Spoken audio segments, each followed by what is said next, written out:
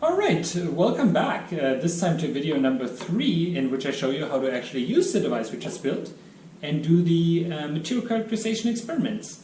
You see I added a couple of items here, my personal cell phone, a tripod that you were either provided or you purchased. I recommend buying something pretty inexpensive and something that can mount a phone.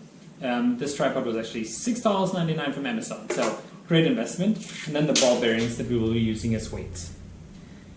This is the device as we assembled it, and yeah, we're going to go from here. So first step is you take the tripod and you actually mount your phone. I suggest mounting it somewhat asymmetrically because you want to recall that your camera is all the way over here, not in the center, and this will reduce the offset to the sample in the end. The most important step in this is for me to show you how to set up your camera to optimally image your sample. One of the first things you want to do is actually kind of adjust your tripod such that your phone is at least approximately parallel to your sample plane, and we're going to optimize this as we actually optimize the position of the camera relative to the sample. Important is now that we extend the legs of our tripod. You will see in a second why. You get to experiment with that yourself, but I've done this a number of times now, so I know this is approximately where we want our camera and our tripod to be. I'm going to turn on my camera here, and I'm going to turn up the brightness so we can make sure that you see what I'm doing here. Alright, so hopefully you can see my screen in the video. I'm going to reposition here a little bit to better see what I'm doing. So one thing you may notice immediately is that if the camera is rotated to not be parallel with the sample, you can actually see the sort of dimensional effect between your clamps, so that kind of helps you make sure that in your video the clamps look parallel. So if you look at this, one thing we notice is that we don't use much of our imaging space to see the sample. In other words, we actually lose resolution. So one step is to move the camera closer to the sample. You don't want to zoom in. While this may seem like it's working, you're actually just reducing your resolution anyways, because this is a digital zoom, at least in the not so super modern phones. One thing I'm noticing is that the leg of my tripod is actually a little bit in my way. So I want to position the tripod next to my sample and then rotate this. Here we go. And you can see a couple things now. I try to optimize my camera position to be such that the clamps still appear parallel in my image. Additionally, I try to position my camera such that the top of my clamp is at the top of my image. In fact, we don't need to see the clamp. We can reduce the length of our tripod a little bit at this point and lower our camera somewhat. And what you'll see happened is that now the top of our image frame actually shows the top of the sample. And that's perfect because in fact the top part will not move, so it will always stay in camera, okay? Again, because I moved my camera a little bit, or my phone a little bit, and make sure that these two clamps are parallel again. I can also look at the phone from the side and kind of make sure that it geometrically at least looks parallel. So I'm actually quite happy with what I see, and the reason being that not only is the top of my sample aligned with the top of my field of view, additionally, I have actually enough space down here for the sample to expand or extend, right? So we see that if I extend my sample, it actually can make it quite far.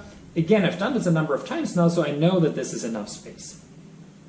Importantly, you always want to make sure that your camera is focused on your speckle pattern. If the camera focuses accidentally on the background, then your speckle pattern may not be fully resolved, and then the DIC code, or digital image correlation code, may have a hard time. This is a good time to hold real quick and also remind you of what we essentially do here. The imaging of the speckle pattern will actually afterwards allow us to take the images that we took of our sample as it was being expanded and then calculate the strain that was being imposed on our sample. And why would we do that? Because during the experimentation we're going to actually add ball bearings to our balloon, and each time we add a ball bearing we're going to take an image.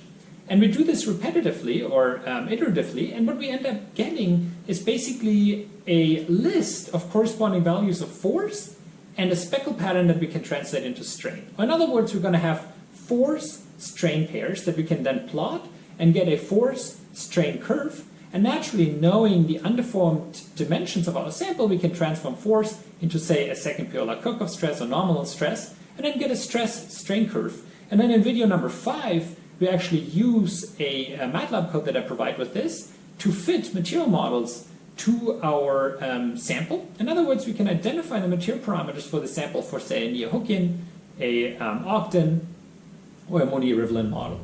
All right, enough said. Let's do the experiments. This right now is our reference configuration. So we want to make sure we focus our camera on our spectral sample when we take our first image. So this image of our reference configuration is going to be used later on to calculate strains. I'm going to add a ball bearing. So I added around 8 grams. I focus on my sample and I take a photo. I'm going to do this again.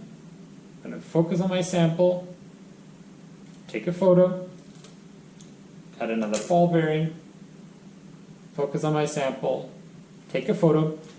Importantly, as I add these ball bearings, you may notice that the samples vibrate a little bit. Just wait until these vibrations are mostly gone. Focus on your sample, take a photo, add ball bearing, focus on your sample, take a photo. You may also notice that I have a white background because the wall happens to be white. It's actually quite neat, and you may want to do the same thing when you take your own images. It's helpful in that it clearly delineates the sample from the background. You may wonder about the lighting conditions that I created here. I actually didn't pay any attention.